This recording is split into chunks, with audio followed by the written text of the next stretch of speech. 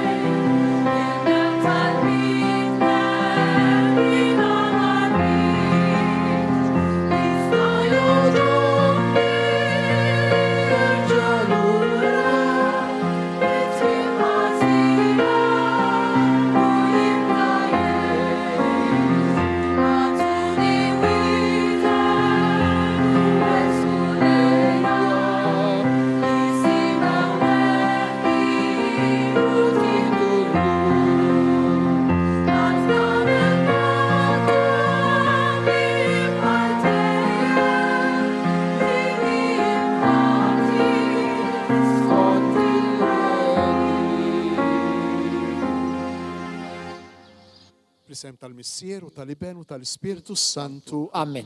Il-grazzja ta' Sidna Ġesu Kristu, l-imħabba ta' Alla u l-għaqda fl-Ispiritu Santu tkun magħkom il-koll. U miegħek ukoll. U tieżis inġbarna biex niċċelebraw id-batija imma wkoll it-tama ta' Mara. U allura inġbarna flimkien biex niċċelebraw id-batija u it-tama ta' kull wieħed u kull waħda minna.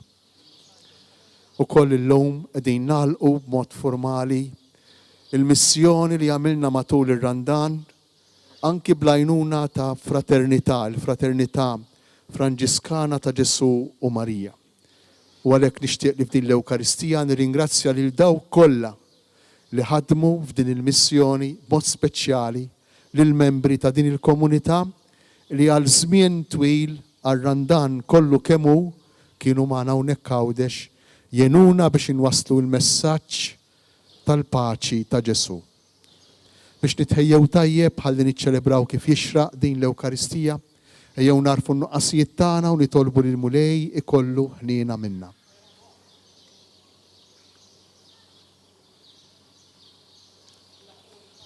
Ejjew nitolbu maħfra flimkien, nistqar l-Alla li jista' kollox u lilkom ħuti li jiena dnibt ħafna bil-ħsieb, bil-kliem u bil-emil u billi ħallejt dmirijieti, ħtija tiegħi, l-ikbar ħtija tiegħi. Għalhekk nitlob lill-Imqadsa Marija dejjem Verġni, lill-anġli l-qaddisin kollha u lilkom ħuti biex titolbu għalija lil Mulej Alla tagħna. Iħenna lina Alla li jista' kollox, jaħfrilna dnubitna u jwassalna għal ħajja ta' dejjem. Amen.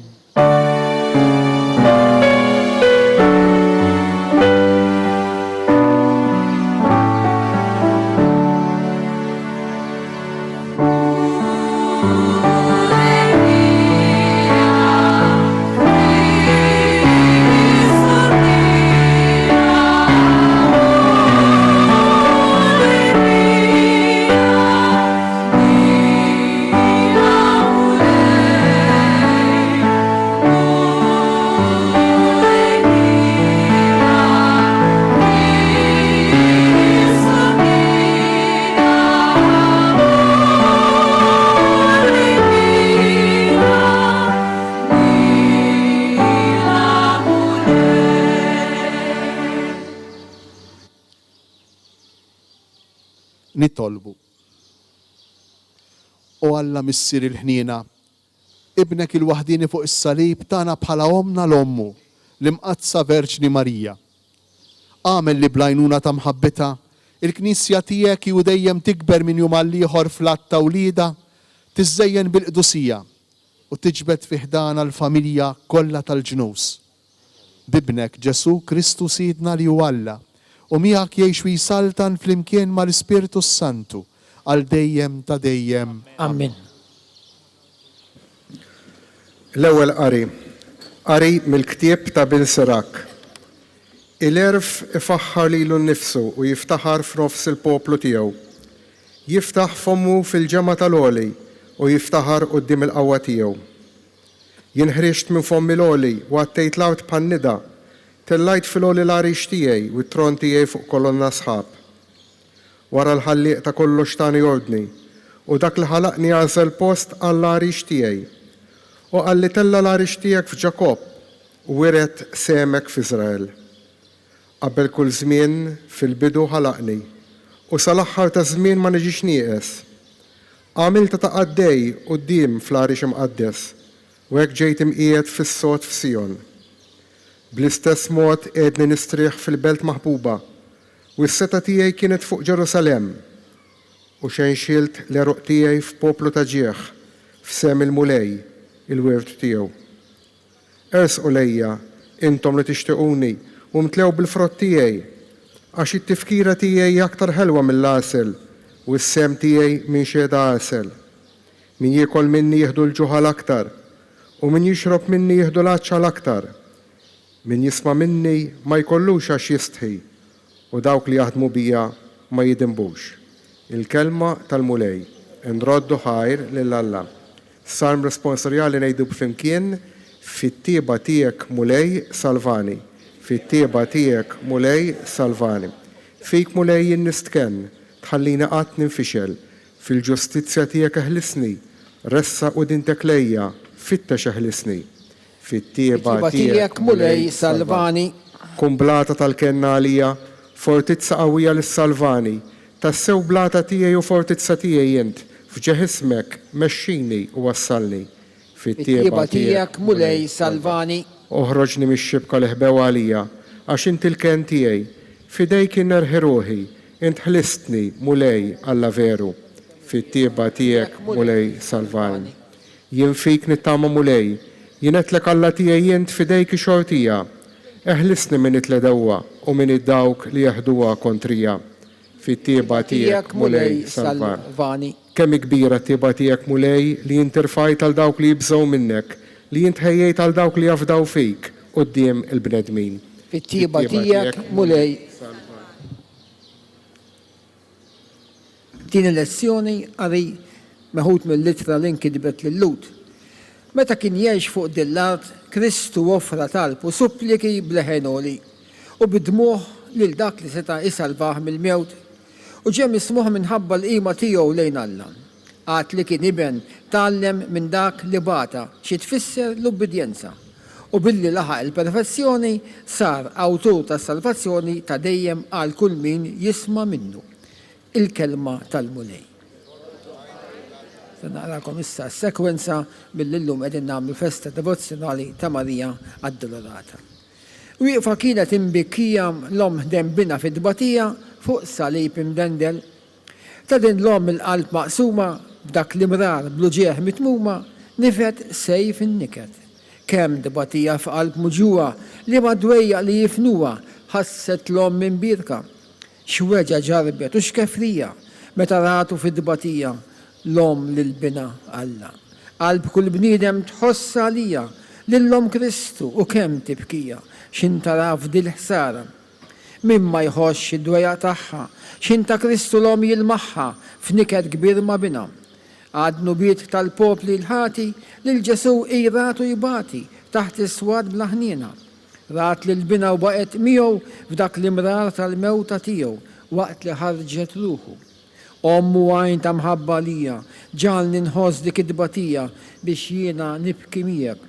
Kebbes f'qalbi nar ta' mħabba, la tħallija qatt tittabba imħabti għal Kristu. Om qaddisa isma talbi dawk il-pjagi edli f'qalbi tibnek Ġesu imsallab. Aqsam miegħi id-dbatija għal Ġesu li mħabba fija xerred demmu kollu. Ħden Ġesu nibkid nubiti, fis-salib nara ħtijieti sakemm neġdi l-ħajja. Kemm nixtieni nibqa' miegħek mas-salib u fid-dmuħ tiegħek nissieħeb minn qalbi. Verġni mbirka om qalbina uri miegħi din il-ħnina biex inħoss l-indiema. Mew Ġesu qedli qudiemi fuq il-pjagi ikun biss klimi u l-passjoni tiegħu. Ġalni nħoss il-pjagi fija, is-salib u kull dbatija u nissaffa b'demmu.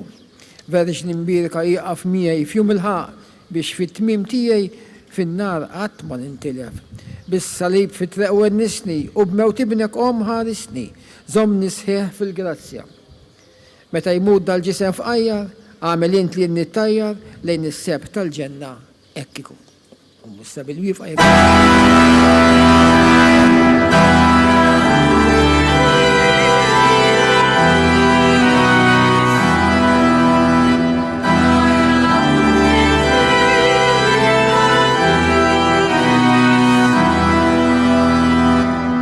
ħinja il-Verġni mqazza Marija il-għalġija sħoqila il-glorja tal-martirju li bla ma mietet ġarbet ħdejn is-salib tal-mulej. Monsignor George Borch li huwa rettur tal-Knisja ta' San Ġagbu sejjer issa ixandar il-Vanġelu. Il-mulej ma'kom. U miegħek ukoll Qari mill-Evanġelju skont San Ġwan. il-glorja lilek mulej.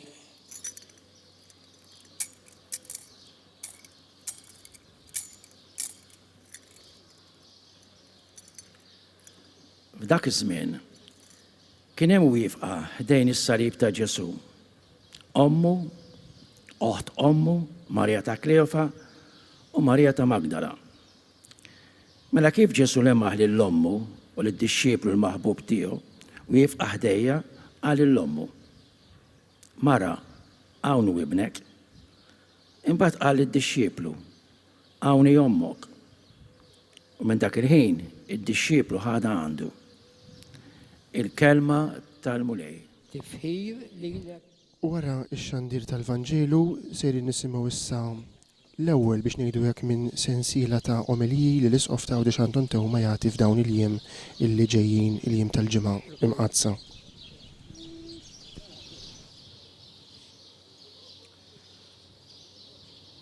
Qed ngħixu f'dinja li tipprova tbellalna żewġ gidbiet. L-ewwel waħda li tbatija ma teżistejx. Jew li xi darba l-bniedem ma jeħles mid-tbatija. U t-tieni gidba hija li l-bniedem kull wieħed u kull waħda minna nistgħu inkampaw weħidna. Dawn huma żewġ gidbiet kbar li s-soċjetà tal-lum qed tipprova tbellalna u jaqblilha tbellalna għaliex? Għax ħafna mit-tidwejr tal-flows, ħafna mill-ekonomija idowr propju fuq dawn iż-żewġ gidbiet. Li tbatija tista' xi darba tiġi meluba għal kollox, il-bniedem għad jgħix fi stat idillijaku ta' għena, ta' paċi, ta' saħħa li ma tiġi qatt nieqsa, u l-oħra li kull wieħed u kull waħda minna weħidna nistgħu ngħixu, m'għandna bżonn ta' ħadd. Imma l-Vanġelu li għadna kif smajna, u mhux biss, il-preżenza tagħkom hawnhekk illejla taqleb dawn iż-żewġ gidbiet. Tgħid il-verità, li min il-verità? Jekk aħna qegħdin hawn illejla fil-festa tad-duluri ta' dik li qiegħda tbati, aħna qegħdin hawn għax nemmnu, għax naċċettaw li tbatija tagħmel parti mill-ħajja tal-bniedem. U maħniex hawn weħidna, wieħed waħdu, imma qegħdin hawn flimkien. U dawn iż-żewġ esperjenzi, il-fatt li qegħdin hawn għax nemmnu naċċettaw li tbatija tagħmel parti mill-ħajja tagħna. U wkoll qegħdin hawn flimkien imma mhux wieħed waħdu, dawn iż-żewġ esperjenzi huma dak li għadna kif smajna fil-Vanġelu. Marija qiegħda hemm taħt is-salib. Marija hemm taħt is-salib. U mhux weħida, hemm Ġwanni flimkien ma' tliet nisa l-oħra qegħdin hemmhekk weqfin taħt is-salib ta' Ġesu. Sfortunatament sa minn meta it-tfal ikunu għadhom żgħar nippruvaw kontinwament neħilsuhom mid-tbatija. Kważi kważi nippreżentawlhom dinja li hija l-kollox tal-ħolm. Dinja li fija il-bniedem ħieles għal kollox minn dak kollu li jdejqu jew weġġu. Mhux hekk biss, imma ngħixu aħna wkoll kontinwament fl-illużjoni li neħilsu għal kollox mid-tbatija tal-ħajja tagħna. Għax kif edna dinja konvinzjoni li bil-mod il-mod id-dinja qed tipprova tbellalna. Imma tgħidu li allura tbatija nieħdu gost bija, id-tbatija naċċettawha, id-tbatija allura ma nagħmlu xejn biex nippruvaw neħilsu minnha, biex nippruvaw nevitawha, u żgur li dan kollu importanti. U żgur li aħna rridu nistinkaw u naħdmu biex kemm jista' jkun inbagħtu mill-inqas. Però hija verament illużjoni, hija verament ħolma li ma tistax tiġi realizzata li xi darba jew oħra aħna neħilsu mid-tbatija. U l-effetti ta' din il-ħolma narawhom immissuhom bidejna. Għalfejn id-droga, għalfejn ix-xorb bla rażan, għalfejn il-ħafna addictions, il-ħafna vizzji li illhom iż-żgħar tagħna, żgħażagħ tagħna qegħdin jidħlu fihom u jsiru l-sira tagħhom, skjavi tagħhom, minflok li neħilsu mid-tbatija inkomplu nikkomplikaw il-ħajja tagħna, inkomplu nżiduha, nirdupjawha u nitriplikawha. Għalfejn? Propju minħabba dejn il-konvinzjoni żbaljata li kull ma jmur qegħdin nidħlu fija. U Ġesu l-istess siben ta' Alla magħmul bniedem. Jatina ċertu veritajiet fuq id-tbatija li aħna ma nistgħux inwarbuhom fil-ġemp. Alla tagħna mhux Alla li jeħles lil bniedem mid-tbatija. Mhux Alla li ħeles mid-tbatija. Alla tagħna huwa Alla li daħal fid-tbatija. Daħal fid-tbatija tal-bniedem kollha kemm kif inhi. Alla tagħna jgħinna narfu u naċċettaw li t-tbatija tagħmel parti minn ħajjitna. Ma ninsewx illi fil-Vanġelu smajna l-ġrajja ta' Ġesu imsallab u taħt is-salib hemm dawn l-4 persuni, dawn il-5 persuni. din il-komunità li tant mimlija bl-imħabba, li tant tissapportja wieħed lil ieħor fil-mumenti jibsa, dawn l-4 nisa waħda minnhom ommu stess flimkien ma' Ġwanni, flimkien mad-dixxieplu l-maħbub ta' Ġesu. U dawn huma għalina messaġġ qawwi. Id-tbatija tagħmel parti mill-esperjenza tal-bniedem, mill-esperjenza tagħna. U rridu nilqgħuha kemm jista' jkun bidejna miftuħa. Ma nagħmlux dak li għamlet Eva. Anki dawk Eva u Adam kienu madwar siġra bħalma kienet Marija, it-3 nisa u Ġwanni madwar siġra. Imma fuq l-ewwel siġra kien hemm is-serb, fuq din it-tieni siġra kien hemm Ġesu imsallab. Eva xi pruvat tagħmel? Pruvat teħles mill-limitu. Ma jistax ikolli limitu fil-ħajja qalet Eva. Mhux possibbli li jien ikun hemm xi ħaġa li ma nistax nagħmilha, li jkun hemm siġra li ma nistax niekol minnha. U ħafna drabi aħna nidħlu fid-tbatija għax nidħlu b'din l-attitudni ta' Eva. Nidħlu b'din il-mentalità li rridu nikkontrollaw mhux biss il-ħajja tagħna imma wkoll il-ħajja ta' dawk ta' madwarna. Niffissaw f'moħħna ċertu pjanijiet, ċertu idejat li jekk ma jseħħux nirribellaw kif jiġrila Eva. U flok li neħilsu nevitaw id-tbatija, nidħlu iktar fija, nerqu ġo fija. Għalhekk il-padri tal-Knisja jgħidulna spiss illi wieħed mill-kawżi tat-tbatija tagħna u l-egoiżmu tagħna. U l-bniedem stess. U meta aħna nimmaġinaw illi ħajjitna tiddependi biss minna, kemm tbatija noħolqu għalina nfusna. Meta aħna niffissaw xi ħaġa u rriduha bil-fors, bħal dak it-tifel jew dik it-tifla li jibdew isabtu saqajhom għax iridu l-ġelat jew iridu l-ħelu. Anki jekk il-ġenituri tagħhom jafu illi mhux propju l-mument ma jgħodx għalihom. Kemm naġixxu b'dan il-mod f'ħajjitna. Imma hemm tbatijiet oħra li ma jiġux mill-egoiżmu tagħna. Hemm tbatijiet oħra li jiġu min-natura tagħna taħlejjaq. Il-mart, id-diffikultajiet li ngħixu, l-limiti tagħna, is-slaleb li nsibu ruħna fihom mingħajr m'għandna kontroll. Kif se nġibu ruħna f'dawn is-slaleb, mod speċjali fis-salib tal-mart, illi ħafna jġorru, żgur li hawnhekk hawn ħafna min iġorri tbatija, żgur li hawnhekk hawn ħafna min qiegħed taħt is-salib bħal Marija, bħal nisa, bħal dixxieplu l-maħbub.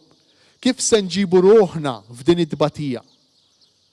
L-ewwel qabel kollox li nilqgħu id-tbatija bħala parti mill-esperjenza tal-ħajja tagħna. Meta bniedem jiffissa u jirribella li ma jridx id-tbatija tiegħu issir iktar ħarxa, issir iktar jibsa, issir iktar diffiċli. Meta nħadnu tbatija, meta naċċettawha bħala parti mill-esperjenza umana, esperjenza tagħna ta' ħolqien, l-istorja tkun differenti. U l-Vanġelu tal-lum jallimna, jurina, kif anki fit-tbatija aħna nistgħu nħobbu, anzi, forsi m'hemmx ħaġa oħra x'nagħmlu fil-mumenti jibsa ta' ħajjitna ħlief li nħobbu. Kemm meta nkunu mbagħtu aħna Ġesu minn fuq is-salib qiegħed jagħti l-aħħar ħwejjeġ u l-aħħar persuni li eżistiew li kellu. Kif ukoll meta aħna nkunu taħt is-salib bħalma kienet Marija, bħalma kien Ġwanni. Kienu hemm il-preżenza tagħna fit-tbatija tal-persuni li nħobbu. Il-preżenza tagħna fit-tbatija tal-persuni li aħna ma nafux, li aħna qatt ma rajna bajnejna, hija neċessarja, hija importanti. U jekk aħna nirriflettu ftejt, jekk aħna nħossu l-bżonn b'xi mod li jidħol l-abort f'pajjiżna, jekk inħossu l-bżonn b'xi mod li tidħol l-eutanasja f'pajjiżna, huma kollha modi, jekk aħna nirriflettu tajjeb, huma kollha modi kif min għalina nevitaw it-tbatija. Imma kollu frott kif edna tal-bniedem li rid jagħmel ħajtu, tal-bniedem egoista li jaħseb li l-ħajja tiegħu tista' tiddependi għal kollox minnu nnifsu. U allura joħorġu żewġ gidbiet li bdejna bihom. Il-gidba li l-bniedem jista' jevita xi darba l-kollox id-batija u l-gidba l-oħra li l-bniedem jista' jgħix waħdu, jista' jkampa waħdu. Taqbdek disperazzjoni meta tkun fit-batija waħdek. Taqbdek disperazzjoni meta int fit-batija u m'għandekx lejn min id-dowr ma' min taqsam id-batija li qed tħoss. U d-disperazzjoni hija aktar psikika u spiritwali aktar milli fiżika. Hawn nies li għax huma mdawrejn, għax huma maħbubejn, għax mhumiex weħidhom, għalkemm qegħdin iġarbu d-batija fiżika u kultant batija jibsa, però għax mhumiex weħidhom iġorru d-batija tagħhom bil-ferħ. Iġorru d-batija tagħhom u jirradjaw minnhom pożittività, jirradjaw minnhom ottimizmu. Jien nemmen li l-kol kemm aħna għandna din it-tip ta' esperjenza.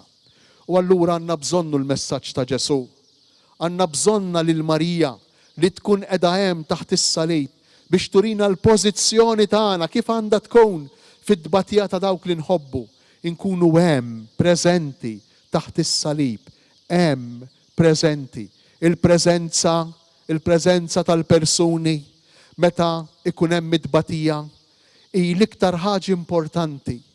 Hi insostitwibbli, l-ebda mediċina mu ser tagħmel tajjeb għall-kumpanija, għall-affett, għall-imħabba ta' persuna jew persuni ħdejn dak il-bniedem, ħdejn dik il-bniedma li tkun għaddejja mid-diffikultà, li tkun għaddejja mid-batija. U għalhekk ippruvajna matul dan ir-randan inkomplu nwasslu l-messaġġ ta' Ġesu permezz ta' missjoni, permezz ta' outreach, li għamilna b'diversi modi. Għamilt jien flimkien ma' saċerdoti oħra, fid-diversi gruppi, fid-diversi postijiet ta' xogħol ta' djoċesi tagħna u mhux biss. Għamlu persuni lajċi oħrajn mill-parroċċi li marru jduru ħwienet, każini, postijiet ta' xogħol biex jitkellmu man-nies dwar il-persuna ta' Ġesu. U għamlet din il-fraternità dawn il-membri lajċi bħalna illi għal dan iż-żmien kollu tar-randan kienu preżenti hawnhekk f'nofsna minn Malta biex iwasslu dan il-messaġġ ta' paċi, ta' support, ta' mħabba ta' Ġesu li tant għandna bżonnu u kull ma jmur għandna dejjem iktar bżonnu. Intom tafu li s-soċjetà tagħna qed tinbidel. Is-soċjetà tagħna m'għadix magħmula biss minn Awċejn jew Maltejn, imma saret soċjetà multinazzjonali, multikulturali, saret soċjetà li verament imħawra b'ħafna kulturi u b'ħafna reliġjonijiet.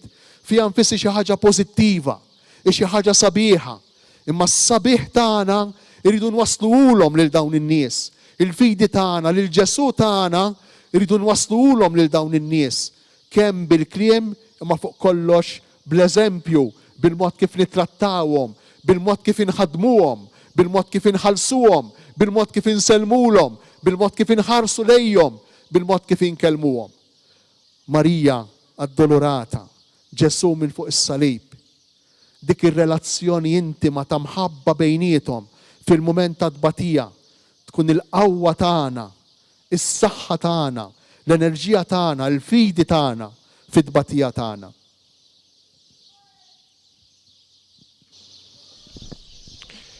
L-omelija ta' l-Isqof ta' Għawdex Anton Tewma f'din it-tifkira devozzjonali ta' Marija Addolorata l-Quddisa minn Pjazza Indipendenza fit-Tokk tal-Belt u l-Gżira ta' Għawdex jitkellem dwar il-preżenza ta' Marija taħt is-salib mudell tas-sew għal min irid tas-sew ikun qrib ta' dawk li huma fit-tbatija.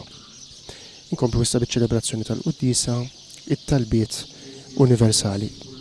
Li Marija hemm wieqfa ħdejn is-salib ta' bina. Ħanaqsmu magħha n-niket li qed iġġarrab f'qalba. Aħna nitolbu l-Alla jagħtina l-grazzja li bħala nissieħbu fit-tbatijiet ta' bina ħantemmu dak li unieqes mill-passjoni tiegħu. U lej Ġesu, int li rid li ommok Marija tieqaf din is-salib u dbati miegħek, għati l-Knisja tiegħek fid-dinja li tissieħeb miegħek fid-dbatijiet tal-passjoni tiegħek sabiex miegħek ukoll ikollha sehem fil-glorja tal-qawmien għal ħajja ta' dejjem nitolbu. Ismana nitolbuk mulej.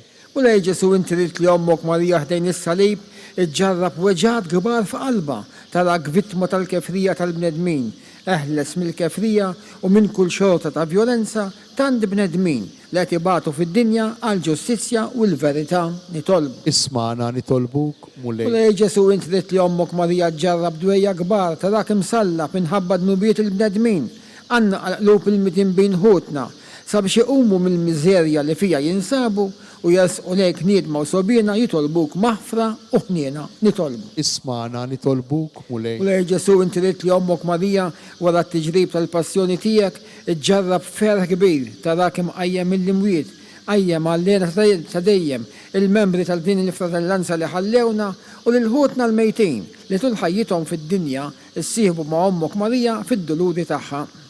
Ismana nitolbuk mulej. Mulej Ġesu fl-aħħar net inti rid li ommok Marija tkun ħdejk intu dbati u tmut fuq is-salib għal fidwa tagħna. Ħadkum magħna bħala l-aktar ħanina fit-tiġrib u l-hemm kollu li ġi fuqna tul ħajjitna f'din id-dinja nitolbu. Ismana nitolbuk mulej. Mulej Ġesu Kristu ibn Alla l-ħaj fuq is-salib intajtna lil ommok Marija biex tkun omna. Ħadkun għalina l-aktar ħanina u tieħu ħsiebna. Inti li tgħix wis-saltan għal dejjem ta' dejjem. Sa bil-qiegħda u flimkien inkantaw numru 2 kollni kemm jien infakkarkom li l-ġabra tisej ngħidulkom grazzi minn issa tmur għall-ispejjeż ta' dawn il-jiem tal-festa tal-Addolorata. Grazzi mill-ġdid. Numru 2 kollni kemm jien.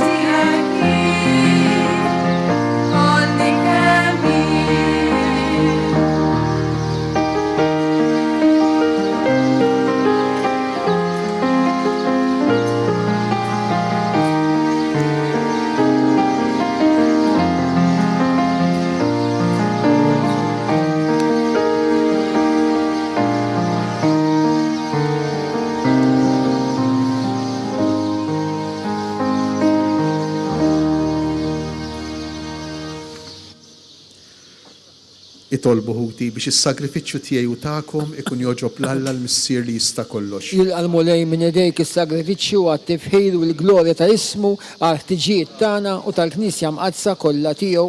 Ilqamu lej l-offerti tagħna u ibdilhom fil-misteru tas-salvazzjoni biex bil-qawwa tiegħu u bl-imħabba ta' Marija il-Knisja nitħeġġu biex jissoqilna nissieħbu dejjem aktar magħha fl-opra tal-fidwa bi Kristu Sidna. Amen. Il-mulej magħkom. U miegħek ukoll. Nerfgħu qlubna l-fuq. Nerfgħuhom lejn il-mulej. Nissuħaj lill-mulej Alla tagħna. Hekk sewwa u hekk xieraq. Sewwa u xieraq tas-sew mulej missier qaddis. Alla ta' dejjem li tista' kollox. Tajjeb u taġita għalina li dejjem u kullimkien inroddulek ħajr. Infaħruk, inberkuk, waqt li qed nagħtu ġieħ lill-Verġni Mqadsa Marija. Bil-qalb bla teba tagħha ilha qed il-verb tiegħek u stħoqilha tnislu fil-ġuf tagħha ta' verġni. Tat lid-dinja lil dak li ħalaq kollox u hekk waqfet mal-Knisja fil-bidu tagħha. Ma' ġenb is-salib laqet l-aħħar xewqat tal-imħabba ta' Alla lina biex tħares bħala wlieda lilna il-bnedmin kollha, imnislina l-ħajja tas-sema bil-mewt ta' Kristu. Sieħbet it-talb tagħha ma' dak tal-Apostli, jew magħhom kienet tistenna il-miġja tal-Ispirtu mwiet u bekk saret xbija tal-Knisja titlob. Imtella fil-glorja tas-sema bimħabba tagħhom tieħu ħsieb il-Knisja fid-dinja u tħarisha fil-mixi tagħha lejn is-sema sa ma jasal il-mulej jum il-mulej fis-sebħ kollu tiegħu.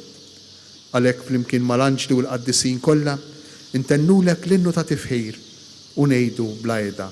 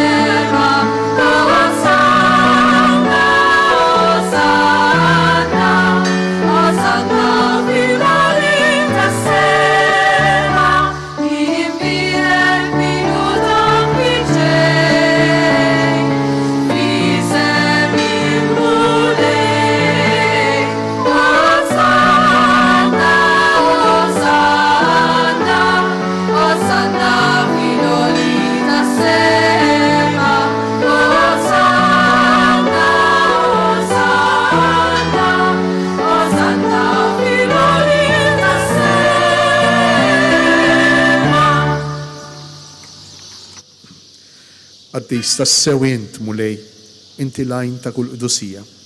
Qaddes għalhekk nitolbuk dawn l-offerti bil-barka tal-Ispirtu tiegħek biex isiru għalina il-ġisem u d-demm ta' Sidna Ġesu Kristu, li meta kien se jingħata biex minn raj ħibati ħajl ħobs, ratti l-ħajr, qasam tal id-dixxipli tiegħu u qal: ħudu u kulu il-koll minn dan, għax dan huwa ġismi li jingħata għalikom. Ġisem imqaddes ta' Ġesu imsammar għalija fuq is-salib. Jiena nħobbok u nadurak, Sinjur tiegħi u Alla tiegħi. Hekk ukoll wara li klaq ħall-kalċi reġa' ratti l-ħajr tal id-dixxipli tiegħu u qal: ħudu u jxorbu minnu l-koll, għax dan huwa l-kalċi ta' demmi tal-patt il-ġdid li jibqa' dejjem, id-demm li jixxerret għalikom u għall-bnedmin kollha għall-maħfra ta' dnubiet, għamlu dan tifkira tiegħi. Demm imqaddes ta' Ġesu imċarċar għalija fuq is-salib. Jiena nħobbok u nadurak, Sinjur tiegħi u Alla tiegħi. Dan hu il-misteru tal-fidi. Salvana jint u salvatur tad-dinja għax bis-salib u l-qawmin tiegħek inti fdejtna. Għalhekk aħna u nagħmlu dan b'tifkira tal-mewt u l-qawmien ta' Sidna Ġesu Kristu, nofrulek mulej il-ħobs tal-ħajja u l-kalċi tas-salvazzjoni u nroddulek ħajr għax oġbok tilqana hawn quddiemek biex naqduk. U miċ-ċokontana nitolbu li l-Ispirtu Santu jaqadna f'ġisem wieħed lilna li nieħdu semm il-ġisem u d-demm ta' Kristu. Ftakar mulej fil-Knisja tiegħek imxerda mad-dinja kollha u wettaqa fl-imħabba flimkien mal-Papa Franġisku, mal-Isqof tagħna Anton, mal-isfijiet u mal-ministri kollha tiegħek. Ftakar ukoll fħutna li raqdu bit-tama tal-qawmien, il-mejtin kollha daħħalhom quddiemek fid-dawl tas-sebħ tiegħek. Ħenna lina l-koll nitolbuk u għati lilna wkoll il-wirt tal-ħajja ta' dejjem flimkien mal-Verġni Mqaddsa u Malla Marija, San Ġusepp, l-Apostli, San Ġorġ Martri u l-qaddisin kollha li jgħixu fil-ħbiberija tiegħek sa mill-bidu tad-dinja. għamel li magħhom infaħruk u nsebħuk b'Ġesu Kristu ibnek.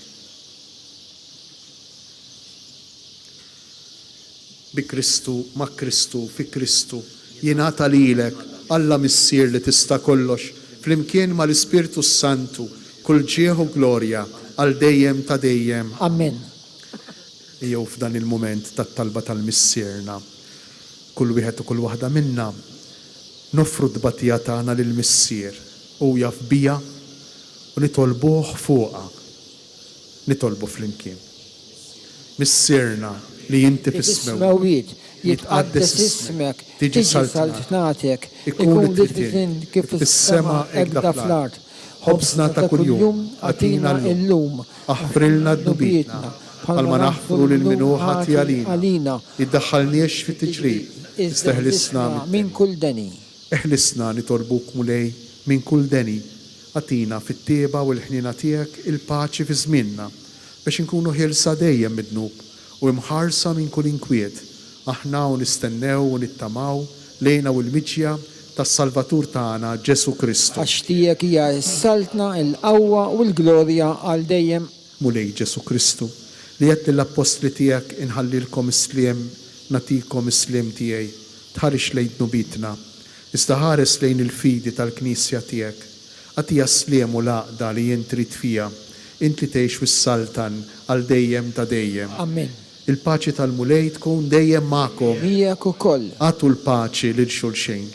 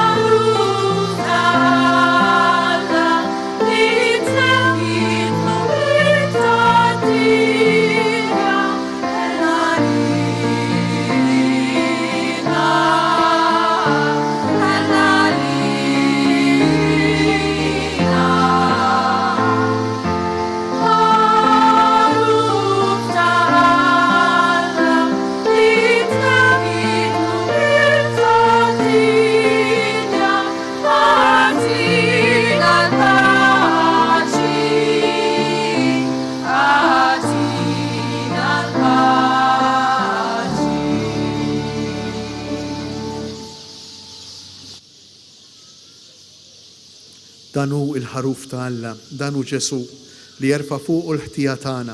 Ħenjin aħna li aħna mistiedna għal din l-ikla tal-ħaruf. Mulej ma jistħolix li tidħol tagħma taħt is-saqaf tiegħi, ngħid biss kelma waħda u r-roħ tiegħi tkun imfejqa. Aktar kmini illum fid-djoċesi ta' Għawdex ġiet imċandra stqarrija illi fost l-oħrajn tfakkar fl-importanza biex ma ngħidux l-obbligu tal-insara kollha illi jattendu fiżikament għaċ-ċelebrazzjoni tal-Qudiesa tal-Ħadd. L-importanza għalhekk illi kif qal l-isqof fl-omelija aktar kmieni tassew nkunu komunità illi flimkien ma' xulxin tiċċelebra l-Ewkaristija. Hekk kienet il-Knisja tal-bidu, hekk hija l-Knisja f'kull żmien. Aħna ntennu din it-tħeġġiġa għal dawk kollha li hu possibbli għalihom li jagħmlu dan biex f'dawn il-jiem eżista l-ġimgħa mqazza li ġejjin, imma matul is-sena kollha ikunu tassew preżenti fiżikament u jipparteċipaw fiċ-ċelebrazzjoni tal-liturġija imqazza. Imma għal benefiċċju ta' dawk illi dan ma jistgħux jagħmluh anki l-lejla, ejjew nitolbu flimkien it-qarbina tax-xewqa. Ġesu, jiena nemmen li int tinsab ta' bilħaq fis-sagrament tal-Ewkaristija. Irrid inħobbok fuq kollox u fuq kulħadd. Inti taf li nixtieq nirċevik ġewwa fija. Imma la darba bħalissa ma nistax nilqek fija sagramentalment, Nitolbok li tiġi fija spiritualment. Ejja għandi Ġesu tiegħi biex jien niġi għandek. Ħeġġeġni bl-imħabba għalik biex f'ħajti u f'mewti jiena nemmen fik, nitma fik u nibqa' nħobbok għal dejjem. Amen.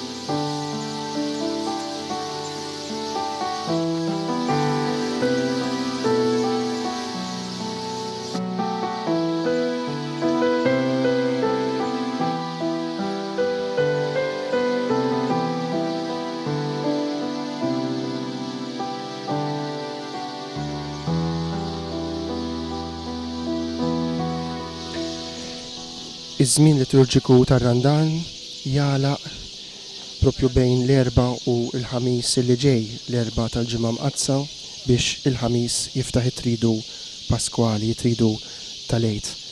U kif semma l-isqof anki fl-omilja tiegħu ma' tmiem ir-Randan tagħlaq fażi oħra tal-pjan pastorali dioċesani li iffokat fuq ix-xandir tal-kelma ta' Alla. Din nirriflettu f'dan iż-żmien fuq il-kelma ta' Alla u l-importanza tagħha fil-ħajja tal-Knisja tal-poplu ta' Alla.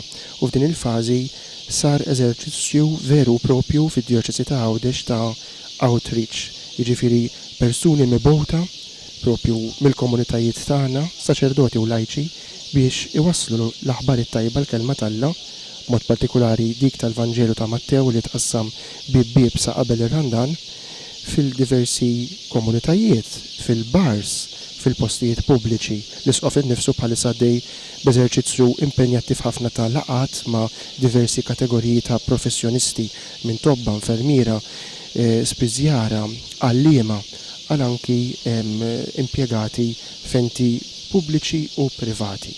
L-iskop huwa wieħed illi Ġesu jasal tassew għand kulħadd.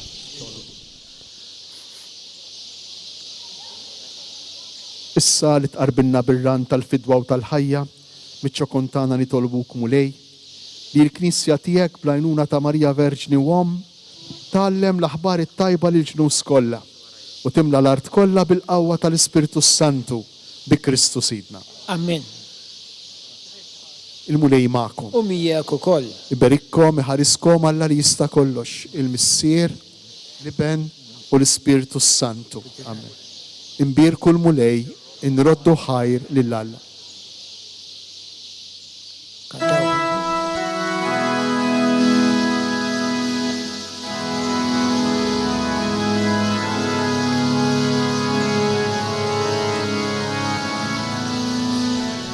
Waqt li issa s-saċerdoti jimxu fil-proċessjoni tal-aħħar ta' din il-Quddisa mal-isqof Anton Tewma konċelebraw iż-żewġ arċiprieti tar-Rabat tal-Belt Viktorja, żewġ parroċċi din hija l-Quddisa li tiġbor flimkien il-komunitajiet tal-Belt Viktorja għal festa devozzjonali tad-Duluri, kif ukoll saċerdoti oħra minn din il-belt u anki Patri Hayden Kapuċċin illi kif issemma anki fl-omelija kienu il-moħħ u l-qalb wara din il-fraternità ta' lajċi illi iwettqu servizz, iwettqu dan il-ministeru importanti ta' evangelizzazzjoni, ta' missjoni propju rib tan-nies sabiex iwaslulhom lil Ġesu u li kienu ta' għajnuna kbira matul dan il-perjodu li għadda fl-outreach illi sar. Sakemm isir il-ħin sabiex tibda l-proċessjoni qed isir meditazzjoni wkoll tal-seba' duluri tal-Madonna, illi l-Knisja fid-devozzjoni tal-poplu tagħha tikkontempla propju f'din il-ġurnata. Nisa u nbirek il-frott tal-ġuf tiegħek Ġesu. O Madonna tad-Duluri, seddak f'qalbna kull dibatija sabiex tgħid il-ġenna niġu hemmhekk ngħixu fid-dibatija. Imma r-tieni dulur, Marija taħrab bina Ġesu lejn l-Eġittu. Nimmeditaw dan it-tieni dulur meta Marija Santissima ħarbet bl-iben tagħha Ġesu minn Betlehem l-Eġittu sabiex teħilsu mill-kefrija ta' Erodi. Slima lik Marija bil-grazzja mimlija l-mulej miegħek inbirek inti fost in-nisa u nbirek il-frott tal-ġuf tiegħek Ġesu.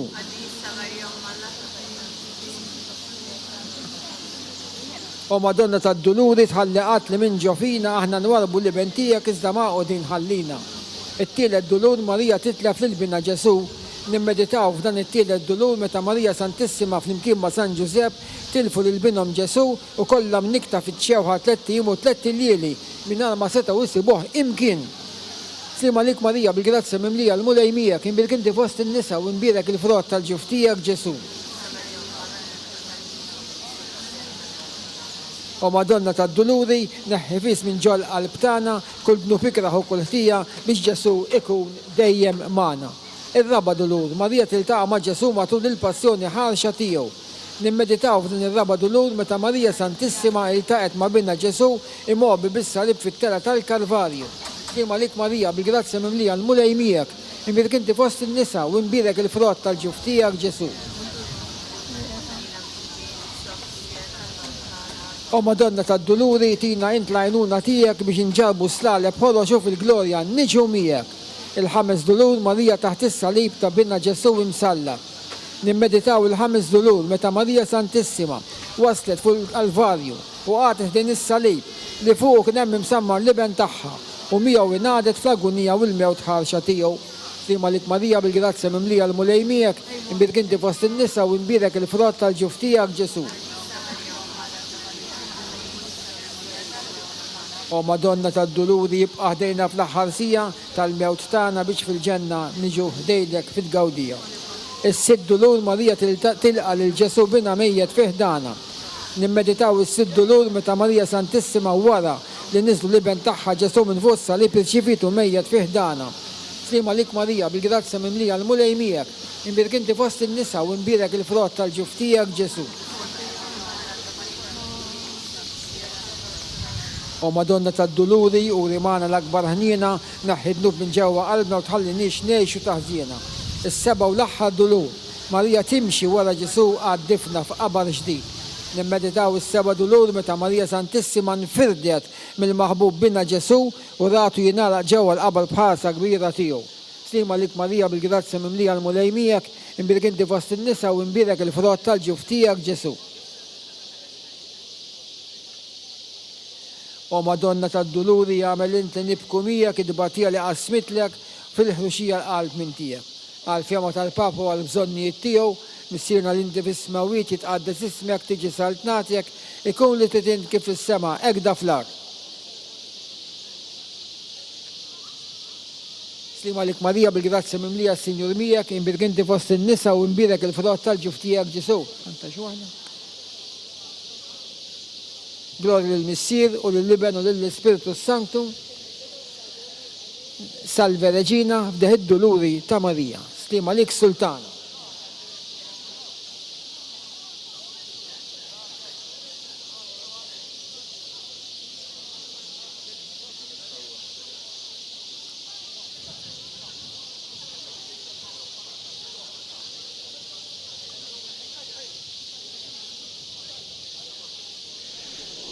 U issa sejrin nassistu flimkien għall-ewwel parti ta' din il-purċissjoni bil-ġbija devota ta' Marija Addolorata, statwa ta' sew sabiħa u meqjuma f'din il-Knisja ċkejkna ta' San Ġagbu hawnhekk fil-Belt Viktorja. Kif nafu f'dawn is-sigħat f'kull parroċċja f'Malta u Għawdex tkun qed issir din il-festa lil Madonna tad-Duluri, purċissjoni wkoll mat-toroq tal-lokalità. Hija devozzjoni antika ħafna li ġimgħa qabel il-ġimgħa mqazza issir propju purċissjoni biex bija tad-Duluri fil-parroċċi tagħna.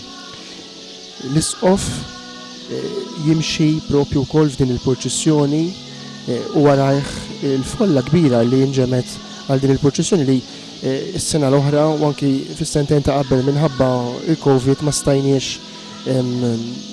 ngħixu dawn il-momenti għalmenu bil-mod pubbliku illi bihom jiġu anki iċċelebrati permezz ta' din il-purċissjoni mat-toroq. U għalhekk din is-sena qed naraw tirritorna din il-purċissjoni f'diversi lokalitajiet. F'din il-purċissjoni partikolari hawnhekk fir-Rabat ta' Għawdex tieħu sehem naturalment il-fratellanza antika lura lejn is-seklu 19 qabel il-fratellanza ta' Marija Addolorata illi fil-verità hija torganizza wkoll kienet torganizza sa mill-antik din il-purċissjoni. Purċissjoni li tgħaddi mit-toroq prinċipali tal-Belt Viktorja, ir-rotta aħna nsejħula għalmenu parti minna sew tal-purċissjonijiet il-kbar. Għalhekk ejjew inkomplu aħna wkoll nidħlu fl-ispirtu ta' dan il-mument kif waqt din il-purċissjoni li fija jimxi il-poplu wara id-Duluri isiru wkoll il-meditazzjonijiet tal-Via Matris, hija it-triq tad-Duluri ta' Marija. Diġà sa minn meta Ġesu kien għadu tarbija xmun illi fit-tempju ħabbrilha illi sejjer jinfet ir-ruħ, il-qalb tagħha. Il-moment ukoll illi ikollha flimkien ma' Ġuseppi taħrab bit-tarbija Ġesu lejn l-Eġittu u mbagħad il-mumenti ta' tbatija tul il-passjoni, il-mewt u d-difna ta' Sidna Ġesu Kristu. Kliem hawn jommok li qal fuq is-salib, Ġesu qiegħed lil kull wieħed u waħda minna taħt il-protezzjoni materna ta' Marija. Illum f'dan il-jum għażiż ta' tifkira, Marija qed tiġi preżentata lilna bħala l-mudell ta' kif aħna l-insara għandna ngħixu id-tbatija tagħna faqda ma' Kristu. Ejjew fil-waqt li nimmeditaw is-seba' duluri ta' Marija, nissieħbu ma' din l-om tagħna fit-triq kollha sofferenza tagħha minn Nażaret sal-Kalvarju. Fil-waqt li nimxu flimkien ma' Marija it-triq tas-salib, niftakru li permezz tal-qawmien mill-imwiet ta' Ġesu, il-mewt ġiet mirbuħa darba għal dejjem. Niftakru li fil-qawmien mill-imwiet ta' Ġesu, id-tbatija ħadet sens ġdid, għax issa saret il-mezz privileġġjat biex nilħqu is-saltna tas-smewiet. Nibdew din it-talba tas-seba' duluri ta' Marija billi flimkien irroddu s-salib, b'isem tal-Missier u tal-Iben u tal-Ispiritu Santu. Amen. O Alla, meta ibnek intrefa fuq is-salib, inti rid illi jommu Marija tieqa' f'dejh u tbati miegħu. Għati lill-Knisja tiegħek li tissieħeb mal-Verġni Marija fil-Passjoni ta' Kristu biex flimkien magħha tieħu sehem ukoll fil-qawmien tal-istess Ibnek Ġesu Kristu Siedna. Amen. Nimmeditaw l-ewwel dulur. Marija Santissima tilqa' bil-fidi il-profezija ta' Xmun. Inqimuk Marija u inberkuk għax bid-duluri tiegħek inti sseħibt ma' Kristu fil-fidwa tagħna. Mill-Evanġelju skont Luqa. Mar mela fit-tempju imqanqal mill-Ispirtu u xħin il-ġenituri daħlu bit-tarbija Ġesu biex jagħmlulu dak li kienet trid il-liġi huwa laqgħu fuq dirajħa. Birek lil Alla u qala: Issa, o Sid, tista' tħalli l-qaddej tiegħek imur fis-sliem skont kelmtek, għaliex għajnej jaraw is-salvazzjoni tiegħek li jien tħejjejt tal-popli kollha, dawl biex idawwa lil-ġnus u glorja tal-poplu tiegħek Iżrael. Missieru u ommu baqgħu mistaġba b'dak li kien qiegħed jingħad fuqu. Xmun berikom u qal lill-ommu Marija: Ara, dan se jġib il-waqa u l-qawmien ta' ħafna f'Iżrael. Se jkun sinjal li jmeruh u intu koll sejf jinfidlek ruħek biex jinkixfu l-ħsibijiet moħbija fil-qlub ta' ħafna.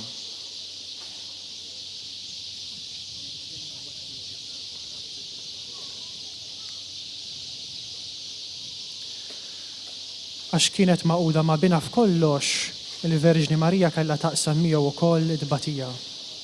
Batiet taraħ miċħud, mhux mifhum, mgħajjar, min wassal għal mewt ħarxa.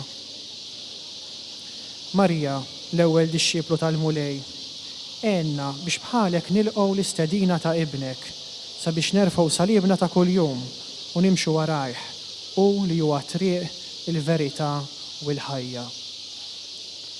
Imqazza Marija, Itlob għalina, Qaddisa Omm Alla, itlob għalina, Omm il-Mislub, itlob għalina, Omm ta' qalbek minfuda, itlob għalina, Omm il-Feddej.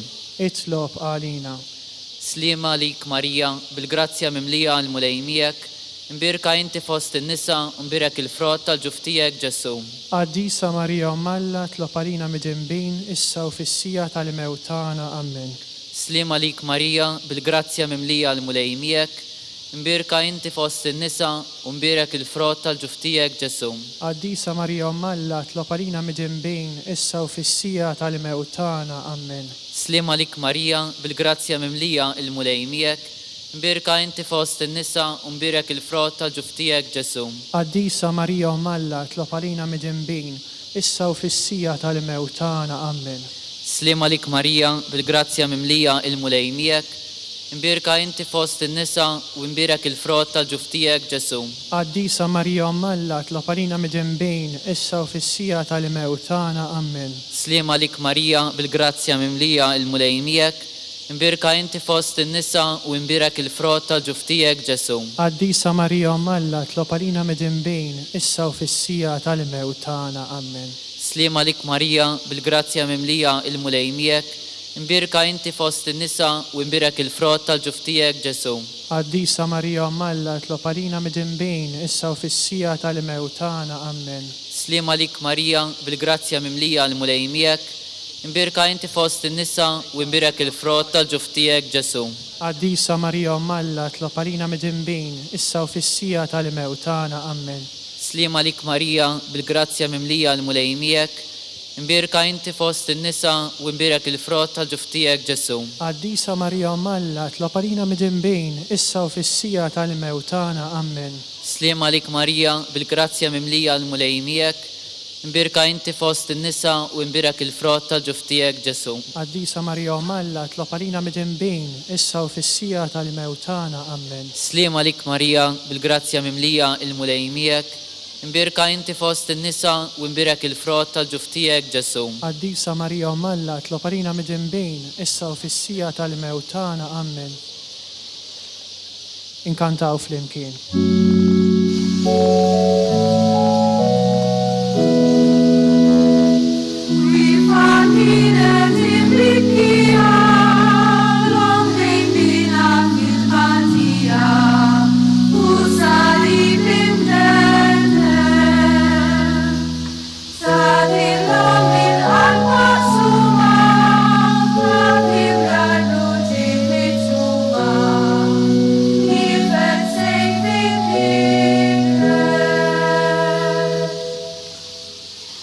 Nimmeditaw it-tieni dulur. Marija Santissima taħrab lejn l-Eġittu biex issalva lil Ġesu. Inqimuk Marija u nberkuk. Għax bid-duluri tiegħek inti sseħħibt ma' Kristu fil-fidwa tagħna. Mill-Vanġelu skont San Mattew. Meta telqu der anġlu tal-mulej f'ħolma lil Ġuseppi u qallu: ħu miegħek lit-tifel u lill-ommu u aħrab lejn l-Eġittu. Ibqa' hemm sa ma ngħidlek jien, għax Erodi se jfittex lit-tifel biex joqtlu. Ġuseppi qam, ħa miegħu lit-tifel u l-ommu u telqu lejn l-Eġittu.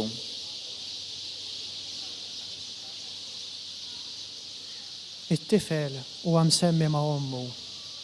Ġesu u Marija huma msemmija flimkien. Lit-tifel u lill-ommu. Espressjoni li l-Evanġelista juża aktar minn darba f'ħin qasir.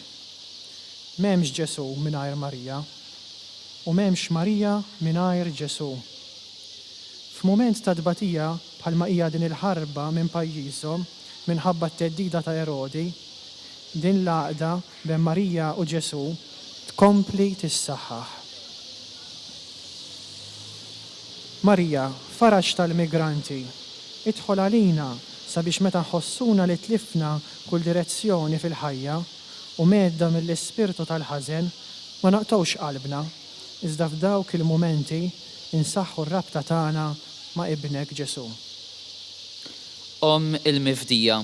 Itlob għalina. Il-ħajjin. Itlob għalina. Id-disċipli. Itlob għalina. Verġni obbedjenti. Itlob għalina. Verġni li tajt qalbek. Itlob għalina. Sliema lik Marija, bil-grazzja mimlija il-mulej miegħek, imbirka inti fost in-nisa u imbirek il-frott tal-ġuftijek Ġesu. Għaddisa Marija Malla, tlob għalina midinbejn, issa u fissija tal-mewt tagħna. Amen. Sliema lik Marija. Inħallu dak it-talb Marjan għaddej fl-isfont biex nikkonkludu din ix-xandira tal-lejla. Wassalnilkom mill-ħin ta' 6:30 il-qoddim f'xandira diretta mill-Pjazza Indipendenza fil-Belt Victoria. Il-Quddisa mexxija mill-Isqof ta' Għawdex Anton Tewma fit-tifkira devozzjonali ta' Marija Addolorata. Ekku ġimgħa qabel niċċelebraw il-mewt tas-Sinjur tagħna Ġesu Kristu u allura fil-jiem li daħluna bil-mod tal-ġimgħa mqazza il-ħarsa tagħna, il-ħarsa tal-poplu talla iddur fuq l-Om Addolorata. Mhix dik ta' qalb maqtuha, imma dik li tinsab wieqfa taħt is-salib ta' bina, dik li takkumpanja lil bina Ġesu fit-triq lejn il-mewt imma wkoll il-qawmien. Walek tassew ma dik il-ġakulatorja tassew ħelwa li l-Knisja kollha titloba f'dan iż-żmien ngħidula inqimuk Marija u imberkuk għax bid-duluri tiegħek inti sseħibt ma' Kristu fil-misteru u l-pjan tal-fidwa. Aħna nirringrazzjawkom illi kontu magħna għal dan il-moment.